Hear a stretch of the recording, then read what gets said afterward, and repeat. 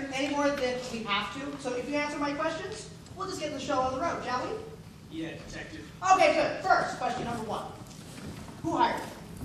Kamiak Dramafest, sir. How long have you been working there? About 2 months now. 2 months, and you're ready indeed. Ooh, boy. And who hired you to be part of this drama gang? Director Aaron Alonso, sir. And where might I find this Aaron Alonso? Well, he's also the stage manager, so you might find him backstage, too. Oh, this isn't helping. Sir. You know what? No, just take him away. Take him away. But, sir, I insist. Yeah, tell that to the judge. I'm innocent, I swear. Yeah, I wasn't born yesterday. I'm really sorry about that. I guess I have a little more interrogating to do. So in the meantime, just sit back, relax, and enjoy the show. You're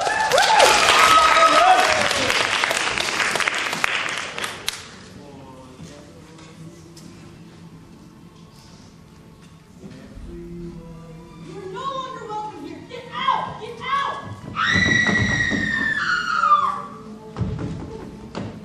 What was that? Hey, I'm here. Good God! Someone get the NYPD here. Now!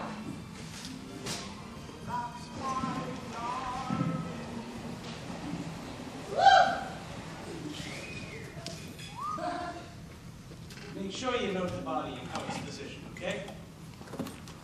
Oh, and Ed, I'm gonna need you to make a sweep of the building, okay? You know, knock on doors, see if anyone noticed anything, things like that. Will do, John. So, what do we got? Well, by second roll of records and photographs I found, the victim was 35-year-old Lucy Lennox, wife of retired Army Lieutenant James Lennox. Here are some letters I found addressed to Mr. James after loaning the son down. Ah, the D-Day man, I see. That indeed. He never told me that. You knew it? Oh, yes, ma'am. I know them both quite a while, and especially her. Because the youngsters. I miss her. It's okay, John. No worries. I'll be fine, I guess. So, what else? Well, she was born November 9th, 1918 in Boston.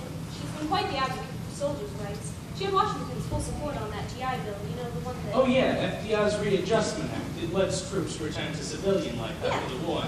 That's the one. Okay. And married 11 years, no children, friends from all walks of life, high rollers, dust bowlers, military, you name it. Duly noted.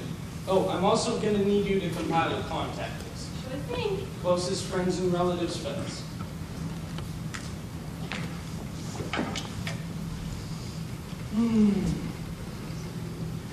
Lacerations on the palms and face, contusions on the arms and legs, huge bruise on the forehead, And the fatal gash just above the torso. Hey, Sully, I see you got my call. Man, it's raining cats and dogs out there. Perfect setting for a murder, ain't it? Tad disconcerting, eh? So who do we have? Well, the victim is 35-year-old Lucy Lennox, wife of retired Army Lieutenant James Lennox. I'm sorry to hear about Lucy. It's okay. I just worry about Jim, you know? He seems to have done pretty well for himself after our conflict, eh? The world's conflict, yeah? What do we got, Adam? Well, we got a bump here on the forehead, see? Yeah, that's gotta be where she hit the floor. The blood stain's over here, so she had to have moved around a bit before dying in this position. Also, I hit the floor pretty hard, too, to get a bump like that. Yeah, probably. And then have these gashes here on the inside of her palm. Ooh. Glass, perhaps? Perhaps. Do me a favor. Go into the kitchen, check the knives, see if anything else. Sure. Those cuts are long and thick enough to come from a knife, don't they? Sure I do. Let's see. Bruises up and down the arms and legs, gashes on the hands, and then a fatal thrust of something into her upper torso. That did her in, if it weren't for all the other physical damage she received from fighting off her attacker. Look at this mess. Documents, books of all kinds strewn across the desktop. Radio knocked over.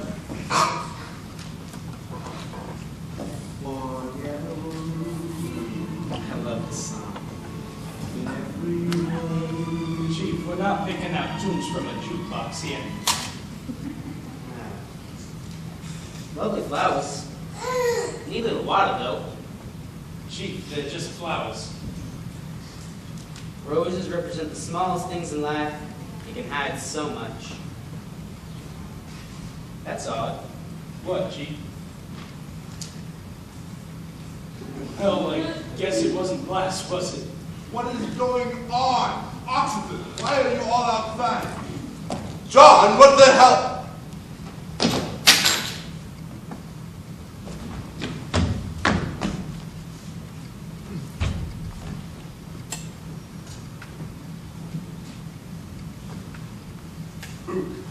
Who did this?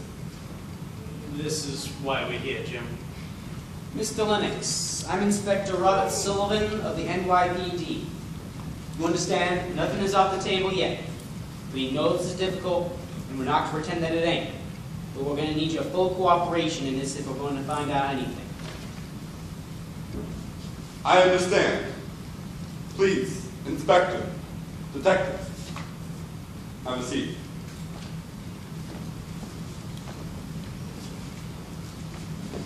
Kind of nice to see you working for once, John. Unfortunately, this really wasn't the part of the job description I wanted you to see. Now, for the record, James Matthew Lennox, born November 21st, 1915, Buffalo, New York. and where were you earlier this evening around, 9:30, that's about when we got here. I was closing up my shop a couple blocks down. I own a convenience store down on 52nd Street. It's a long way to walk, especially in this weather. You got that right. Try walking 20 blocks in 3 feet of snow. It's downright murder. Well, it's nice to meet someone with an upbeat attitude. Thanks. That's always how I've tried to live my life. That's why Lucy and I always got along. Can you tell us something about your wife? Boy, where to start? I always admired how she spoke her mind. She would never keep anything hidden, and when I would hide something from her, she'd make me feel guilty. She was one of those rare ladies with inner and outer beauty. I don't know hear you talk about women like that, John. I've had my luck with women before. I know that look. You're hiding something, John. Okay, I guess I haven't had that much luck with women before. That's what I thought.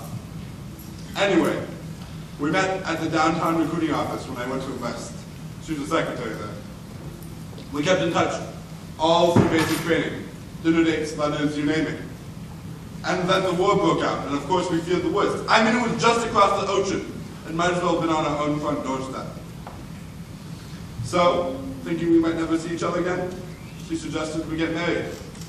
So 2 days before I was sent out, we tied the knot. She was always a strong advocate of veterans' rights. That's why we have so many friends here. I mean, we even got John here to enlist.